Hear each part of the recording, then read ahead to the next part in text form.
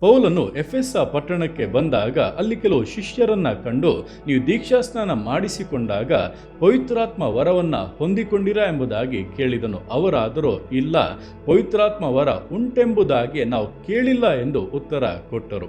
ಆಗ ಪೌಲನು ಅವರಿಗೆ ಅದನ್ನು ತಿಳಿಸಿ ಪ್ರಾರ್ಥಿಸುವಾಗ ಪವಿತ್ರಾತ್ಮ ವರವು ಅವರಿಗೆ ಅನುಗ್ರಹಿಸಲ್ಪಟ್ಟಿತು.